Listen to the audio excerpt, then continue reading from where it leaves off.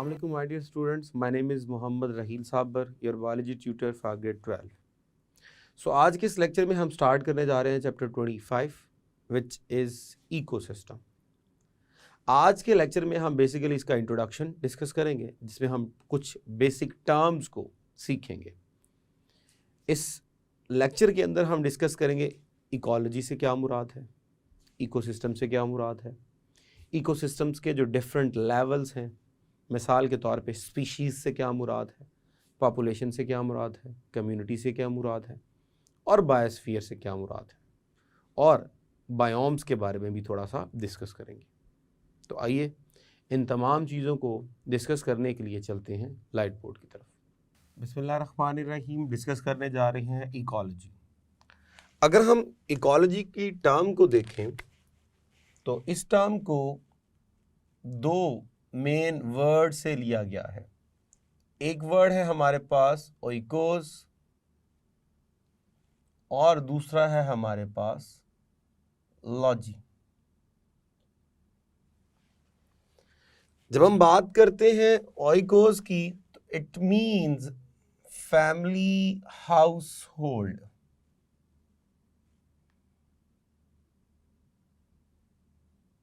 जो घर गृहस्थी के काम होते हैं उन्हें हम हाउस होल्ड कहते हैं. और logy mean to observe, to understand,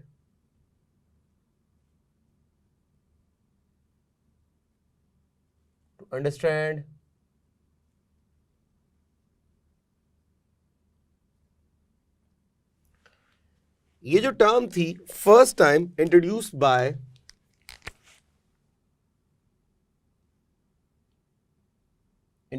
bye Ernest हैकल.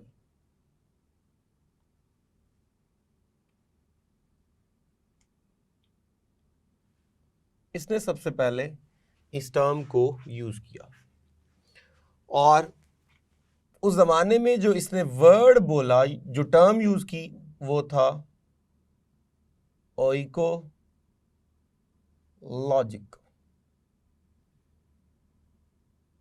अब अगर इसकी डेफिनेशन की तरफ जाएं तो इसकी डेफिनेशन हमारे पास बनती है to study the interaction of living organisms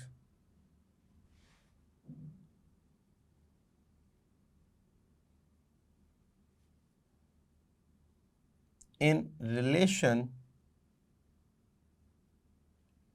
to their environment.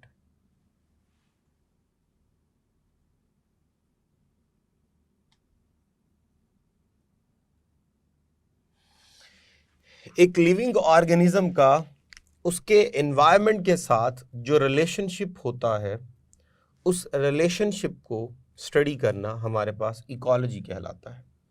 यानी इसमें हम इस बात को अंडरस्टैंड करने की कोशिश करते हैं कि एक स्पेसिफिक एनवायरनमेंट के अंदर जब डिफरेंट टाइप्स के ऑर्गेनिज्म रह रहे हैं, so how they are interacting with each other, how they are performing their function, what they are doing, किस किस तरह के फंक्शंस वो कर रहे हैं, उनका एनवायरनमेंट के ऊपर अफेक्ट किस तरह का है, क्या उनका एनवायरनमेंट पे कोई पॉजिटिव अफेक्ट है, क्या उनका एनवायरनमेंट पे कोई नेगेटिव अफेक्ट है, या एनवायरनमेंट जो है वो उनकी ज़िंदगी में किस तरह का रोल परफॉर्म कर रहा है, क्या एनवायरनमेंट उनको इस तरह की जो है वो फैसिलिटीज़ दे रहा है ताकि वो अच्छे तरीके से अडेप्टेशन कर सकें और सरवाइव कर सकें. तो इन तमाम चीज़ों को हम डिस्कस करते हैं विद रिस्पेक्ट टू इकोलॉजी.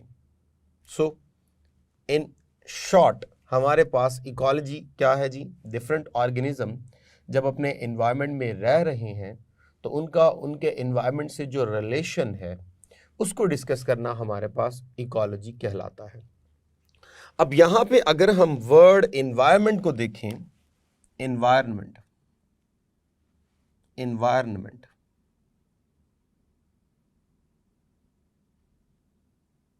तो एनवायरनमेंट बेसिकली इसको हम अगर डिफाइन करें तो याद रखिएगा ईच एंड एवरीथिंग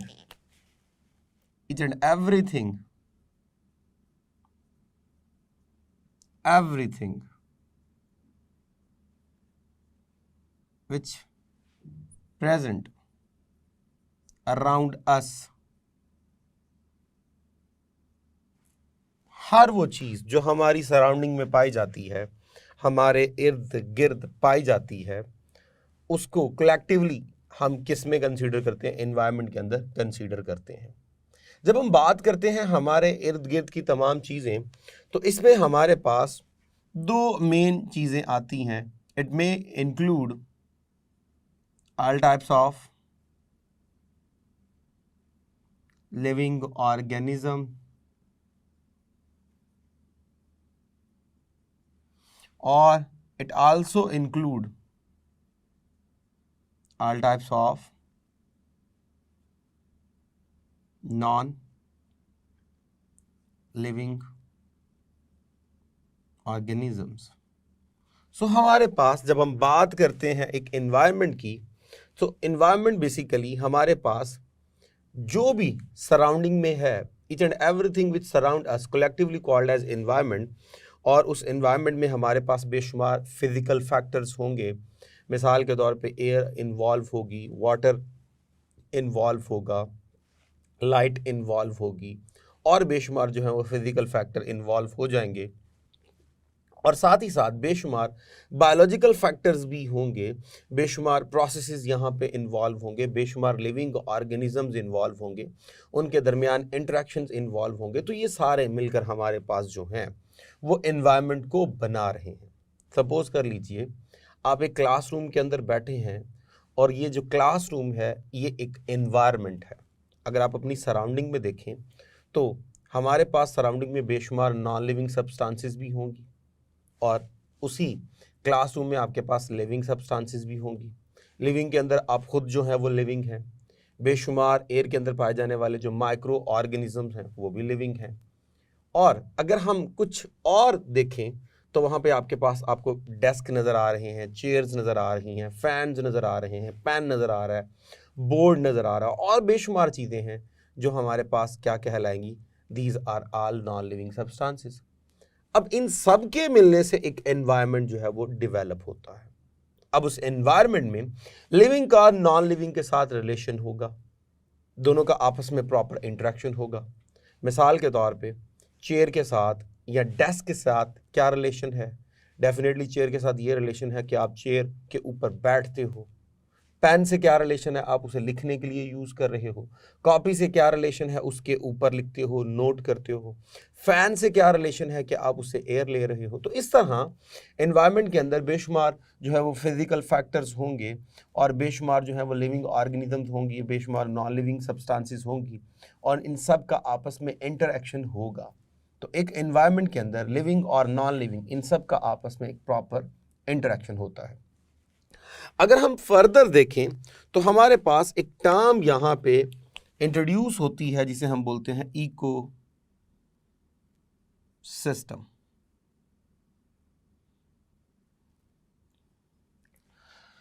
अब अगर हम फर्स्ट वर्ड की बात करें इको, सो इको बेसिकली एनवायरनमेंट को कहते हैं, और system basically it's the combination of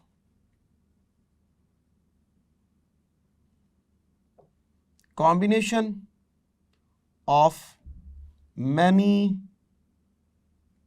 similar units. तो बेशुमार जो सिमिलर यूनिट्स होंगे उनके कॉम्बिनेशन को हम जो है वो इकोसिस्टम के अंदर, जो सिस्टम का जो टर्म है, सिस्टम की जो टर्म है वो शो कर रही है combination of many similar units, और इको जो है वो एनवायरनमेंट को शो कर रहा है। अब अगर इकोसिस्टम को हम डिफाइन करें, सो इसके बारे में अगर आप गौर करें तो वंस अगेन एनवायरनमेंट के बारे में ही आपने डिस्कस करना है। तो ये बेसिकली होता है कि all living and non living substances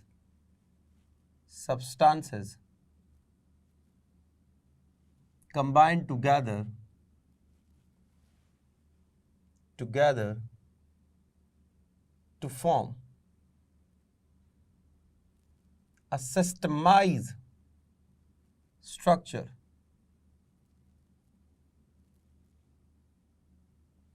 which is called as ecosystem. So ecosystem basically क्या है? लिविंग और नॉन लिविंग सब्सटेंसेस जब आपस में अरेंज हो जाएं और एक बड़े सिस्टमाइज मैनर में, वेल बैलेंस मैनर में वो इन्वॉल्व हों और मिलकर एक स्ट्रक्चर बनाएं, उसे हम क्या बोलते हैं? उसे हम इकोसिस्टम बोलते हैं।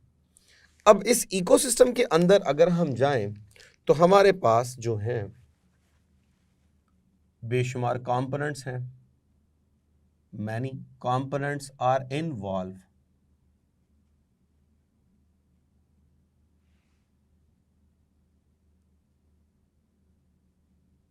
in ecosystem. अगर हम देखें तो ब्रॉडली हमारे पास दो मेजर पार्ट्स बनेंगे। एक तो जिन्हें हमने कहा लिविंग फैक्टर्स, और दूसरा हमने जो बोला है वो है नॉन लिविंग फैक्टर्स। जब हम बात करते हैं लिविंग की तो लिविंग के बारे में हम एक टर्म यूज करते हैं बायोटिक फैक्टर्स। सो तमाम लिविंग सब्सटेंसेस को हम बोलते हैं बायोटिक फैक्टर, जबकि नॉन लिविंग के लिए हम टर्म यूज करते हैं ए बायोटिक फैक्टर्स। बायोटिक फैक्टर की अगर हम बात करें तो बायोटिक में हमारे पास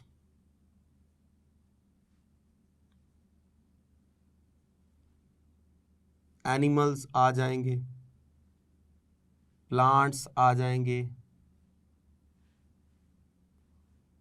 अलगी, फंगी और बेशुमार जो माइक्रो ऑर्गेनिजम्स हैं, ये तमाम हमारे पास जो हैं वो शामिल होते हैं इन बायोटिक कंपोनेंट्स। और अगर हम बात करें ए बायोटिक की, सो ए बायोटिक में हमारे पास शामिल हैं air, water, light, would, minerals, ये सारे हमारे पास जो हैं वो एबायोटिक फैक्टर्स हैं विच आर सपोर्टिंग लाइफ। तो इकोसिस्टम में हमारे पास कुछ लिविंग है, कुछ नॉन लिविंग है। इन दोनों का कॉम्बिनेशन हमारे पास बेसिकली कहलाता है इकोसिस्टम। अगर हम इकोसिस्टम का रिलेशन देखें विद इकोलॉजी, तो इकोसिस्टम जो है ये बेसिकली है यूनिट ऑफ इकोलॉजी। ये बेसिकली इकोलॉजी का हमारे पास क्या है? एक यूनिट है। खैर, हम बात कर रहे थे कि इसमें हमारे पास बायोटिक भी हैं और एबायोटिक भी हैं। अगर हम बायोटिक की फर्दर डिवीजन्स देखें तो फर्दर डिवीजन्स में हमारे पास जो सबसे छोटा लेवल आता है, उस छोटे लेवल को हम बोलते हैं स्पीशीज। तो अब हम डिस्कस कर रहे हैं बेसिकली लेवल्स ऑफ इकोसिस्टम। तो सबसे छोटा हमारे पास स्पीशीज है। स्पीशीज में हम बोलते हैं very similar organisms which can interbreed among themselves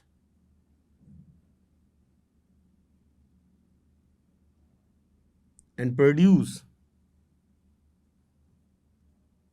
fertile offspring। सो हमारे पास ऐसे जानदार जो आपस में एक जैसे हों और आपस में क्या कर सके? इंटरब्रीड कर सके, सेक्सुअल जो है वो प्रोसेस कर सकें, और उनसे जो नए ऑफस्प्रिंग पैदा हो, जो नई औलाद पैदा हो, वो फर्टाइल हो। Fertile mean further they are able to produce यानी वो फर्दर क्या करें, नई जनरेशन्स पैदा कर सकें। अगर हम इनकी एग्जाम्पल्स में आए तो एग्जाम्पल्स में हमारे पास ह्यूमन, डॉग, कैट और बेशुमार जो है वो हमारे पास स्पीशीज में आती हैं। अगर हम बात करें इससे बड़ा लेवल, तो इससे बड़ा लेवल हमारे पास है population.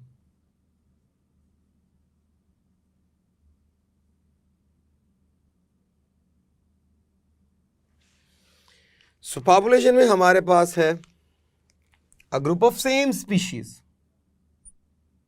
A group of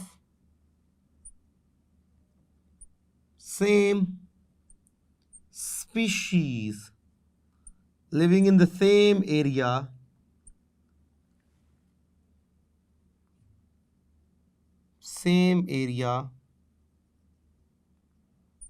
at same time।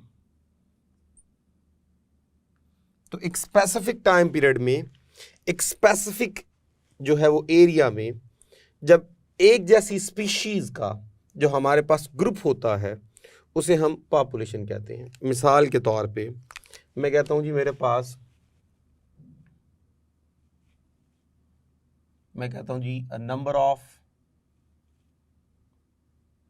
Rats की बात कर लेते हैं इन लाहौर। मैं बोल देता हूं जी, सपोज हम कह देते हैं कि number of humans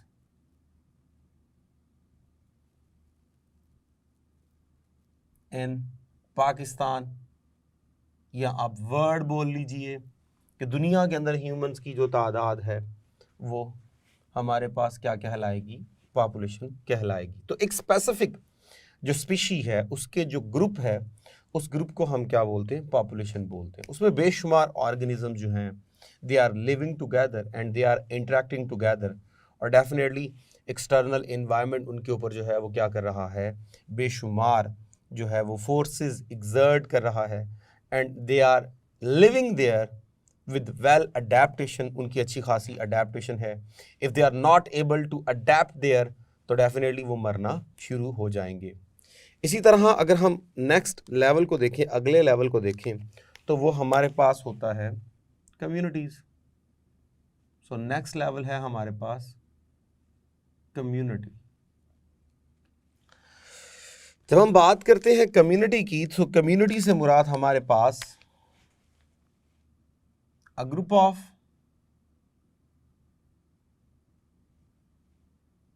different species.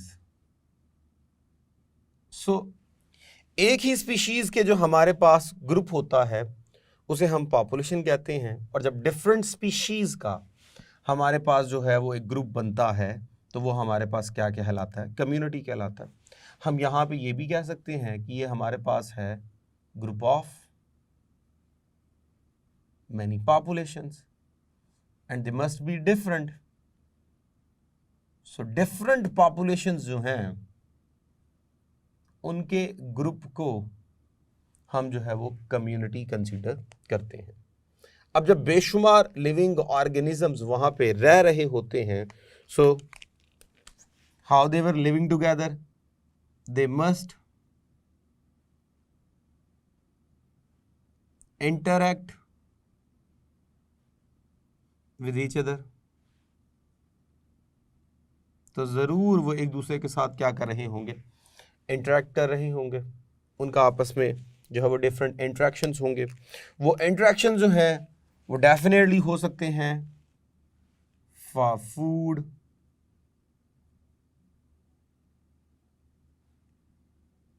For space,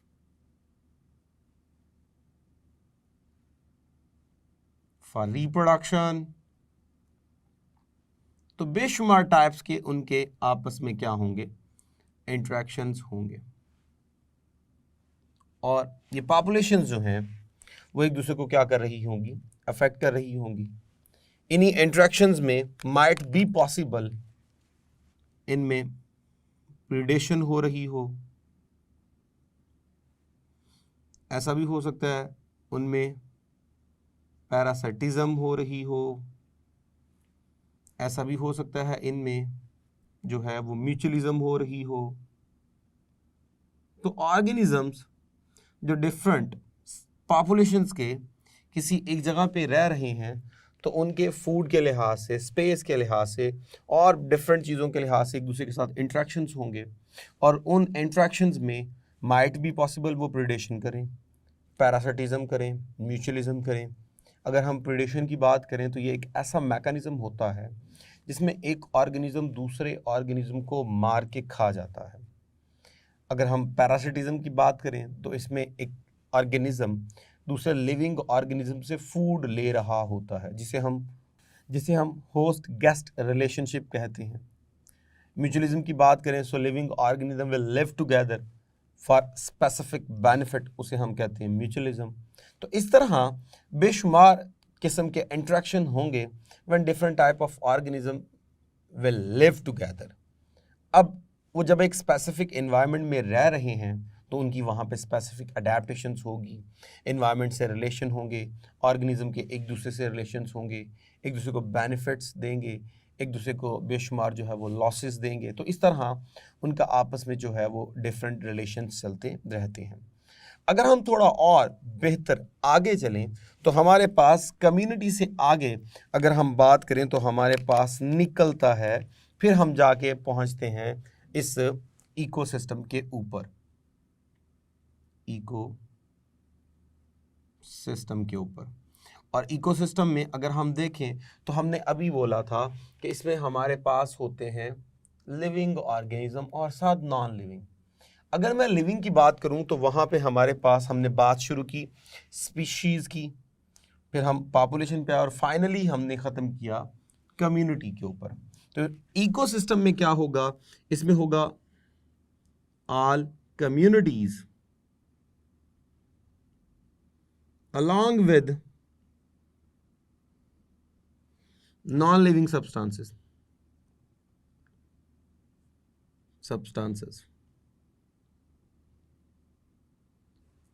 तो अब जाके हमारे पास क्या बनता है, इकोसिस्टम बनता है। अगर हम इकोसिस्टम की रेंज बढ़ा दें, if we increase there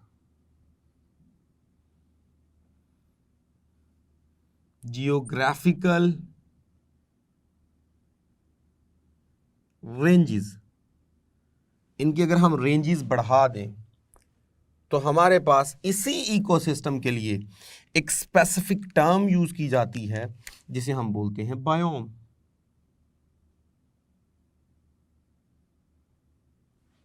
so biome basically हम इन्हें इन शॉर्ट कह सकते हैं कि इकोसिस्टम जो बहुत बड़े होते हैं, जिनकी रेंज बहुत ज़्यादा होती है। मिसाल के तौर पे डेजर्ट की बात करें, डेजर्ट बायोम, या सपोज कर लीजिए हम ग्रासलैंड बायोम की बात कर लेते हैं, या हम कॉनीफेरस जो है वो इन बायोम्स की बात कर लेते हैं। तो ये हमारे पास बहुत बड़ी बड़ी रेंजेस होती हैं। अगर मैं डेजर्ट बायोम की बात करूं तो डेजर्ट बायोम से मुराद ये होगा कि वो तमाम दुनिया के इलाके, किसी एक मुल्क के नहीं बल्कि पूरी दुनिया में जहां जो है वो डेजर्ट पाए जाते हैं, they are collectively called as desert biome. जब हम बात करते हैं ग्रासलैंड बायोम तो ऐसा नहीं है सिर्फ पाकिस्तान के जो है वो ग्रासलैंड एरिया शामिल होंगे, बल्कि पूरी दुनिया में जहां ग्रास वाला करैक्टरिस्टिक्स है, ग्रास वाली लैंड है, वो सारे के सारे कलेक्टिवली जो शामिल हो जाएंगे इस ग्रासलैंड इकोसिस्टम के अंदर। तो ये हमारे पास जो बायोम्स होती हैं इनकी रेंजेस बहुत बड़ी होती हैं, जियोग्राफिकल जो रेंज है वो बहुत बड़ी होती है, जबकि जो हमारे पास इकोसिस्टम है इसकी रेंज छोटी होती है। एक मोहल्ले का छोटा सा पॉन्ड जो होगा वो भी इकोसिस्टम का क्या होगा, पार्ट होगा, या इकोसिस्टम ही उसको हम कंसीडर कर सकते हैं। तो इस तरह हमारे पास जो इकोसिस्टम से एक बड़ा कॉन्सेप्ट है वो हमारे पास कंसीडर होता है बायोम। अगर हम बायोम की बात करें so biome contain many types of animals and plants. तो इसमें बेशुमार एनिमल्स होंगे, बेशुमार प्लांट्स होंगे, और ये जो एनिमल्स और प्लांट्स होंगे they must be at climax stage.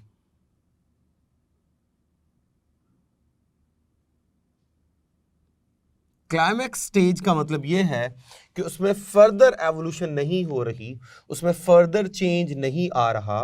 वो जो ऑर्गेनिज्म होंगे they will be well adapted to their local environment and they are living happily there and they are reproducing more and more offspring. तो वो हमारे पास climax जो है वो species कहलाती हैं। तो बायोम जो है ये बेसिकली कलेक्शन होती है क्लाइमेक्स स्पीशीज की। तो इस तरह इस लेक्चर में हमने डिस्कस किया डिफरेंट टर्म्स को, जिसमें एक थी हमारे पास इकोलॉजी की टर्म, एनवायरनमेंट की टर्म, फिर हमने डिस्कस किया इकोसिस्टम को, बायोटिक को, एबायोटिक को, स्पीशीज़ लेवल को, पॉपुलेशन लेवल को, कम्युनिटी लेवल को, और बायोम को हमने डिस्कस किया। ये जो लेक्चर है, अगर हम इस लेक्चर की इम्पॉर्टेंस को देखें तो ये लेक्चर ऑब्जेक्टिव के पॉइंट ऑफ व्यू से बहुत इंपॉर्टेंट है। आपने इसे ऑब्जेक्टिव सेंस में तैयार करना है, यानी ये सारे का सारा जो है इसमें से शॉर्ट क्वेश्चंस पूछे जा सकते हैं, इसमें से एमसीक्यूज पूछे जा सकते हैं। तो आपने एमसीक्यूज के पॉइंट ऑफ व्यू से और शॉर्ट क्वेश्चंस के पॉइंट ऑफ व्यू से इसे रेडी करना है। सो होप सो आपको समझ आई होगी। अब तक के लिए इतना ही, इजाज़त दीजिए for next lecture. Thank you very much. अल्लाह हाफिज़।